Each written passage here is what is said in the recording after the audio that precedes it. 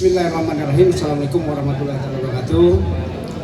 Pertama-tama kami ingin menyampaikan permohonan maaf dari Pak Bupati dan Pak Wakil Bupati karena pada waktu bersamaan ada kegiatan lain. Namun kami harapkan dengan kehadiran Pak Ketua DPRD beserta kami tidak mengurangi hikmatnya acara yang akan kita laksanakan pada hari ini. Baik Bapak Ibu yang saya hormati, beberapa hal yang ingin disampaikan dalam kesempatan ini. Pertama, Bismillahirrahmanirrahim. Assalamualaikum warahmatullahi wabarakatuh. Om Swastiastu, Namo Buddhaya, salam kebajikan. Yang terhormat dan sama-sama kita hormati Bapak Kalis Mustiko, Ketua DPRD Kabupaten Tebo, Bapak Kepala Desa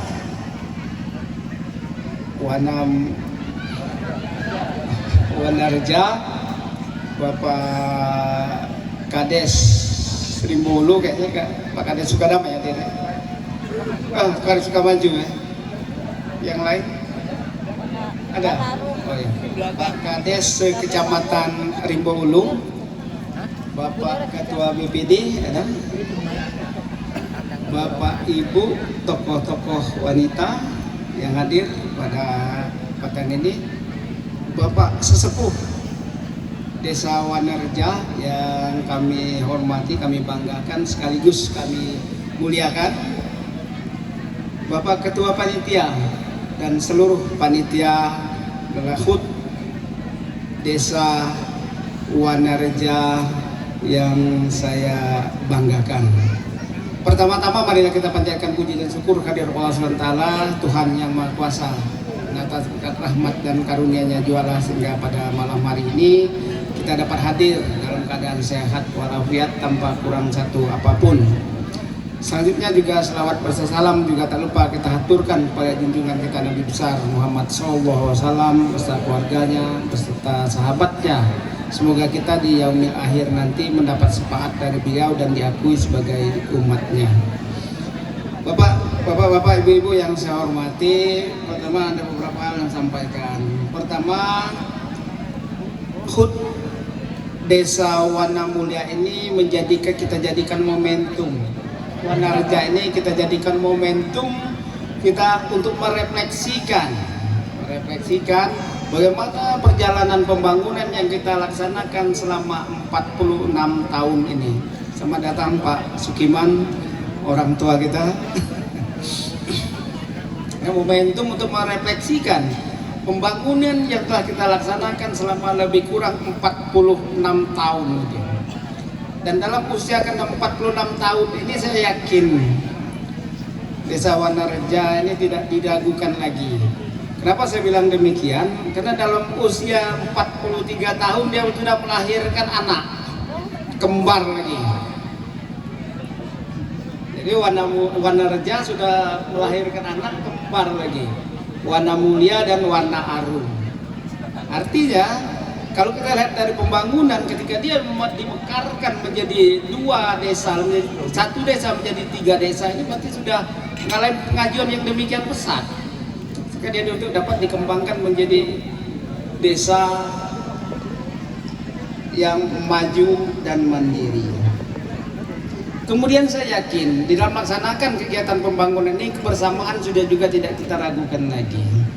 Dalam pembangunan ini tentu kita perlu adanya kebersamaan, adanya keharmonisan antara pemerintahan dengan masyarakatnya. Kenapa? Karena tujuan kita dalam membangun jadi 25 tahun ke depan adalah mencapai cita-cita Bupati dan Wakil Bupati kita melalui visinya Kabupaten Tebo sehat, cerdas dan sejahtera. Oleh karena itu tanggung jawab penyelenggaraan pemerintahan tentu membutuhkan dukungan dan kebersamaan yang harmonis, yang saling melengkapi, yang menjadi landasan untuk kita menghadapi tantangan pembangunan ke depannya. Apa yang disampaikan oleh Pak Kades tadi, tantangan pembangunan kita ke depannya cukup berat, terutama dengan kondisi keuangan yang akan kita hadapi di tahun 2026.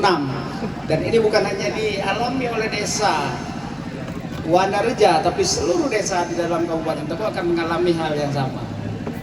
karena keterbatasan dari anggaran kita untuk tahun 2026. Oleh karena itu kita dituntut, kita diminta untuk berinovasi, untuk menginovasi dalam meraih atau meningkatkan bagaimana pendanaan desa kita itu dapat berjalan.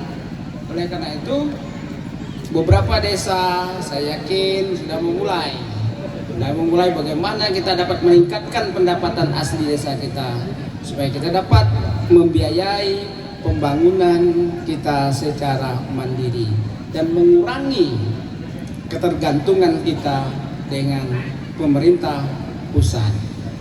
Jadi secara bertahap kita akan mengurangi bagaimana kita mampu untuk membiayai pembangunan kita sendiri. Seperti yang disampaikan oleh Pak pejabat Kades tadi, memang di tahun 2025 sampai 2029 itu kita ada mengenal namanya proyek strategis nasional.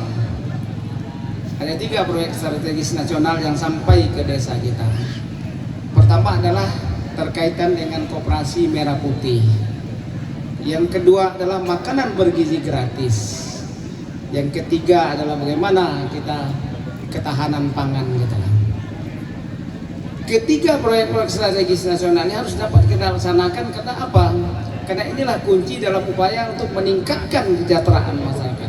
Bagaimana anak-anak kita ke depannya menjadi cerdas karena mendapatkan asupan atau makanan bergizi, meningkatkan kemampuan mereka belajar melalui program makan bergizi gratis.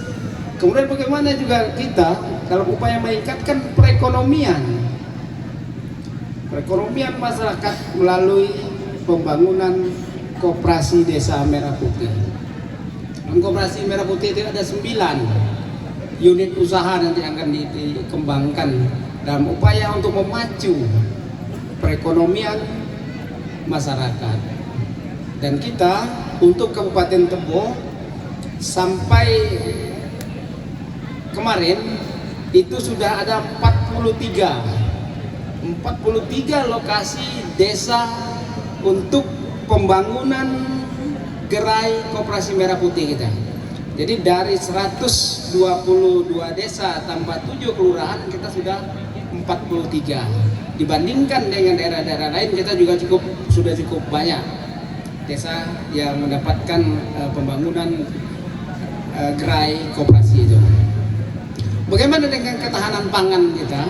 Bagaimana masyarakat kita, pemerintah kita itu akan mengurangi ketergantungan kita, ketergantungan desa kita yang dimulai dari desa. Bagaimana desa dapat mencukupi kebutuhan mereka sendiri, mulai dari pangan, beras, jagung, sayur. Dan inilah yang menjadi tugas berat kita ke depan dalam upaya untuk mensukseskan program strategis nasional yang ada di desa.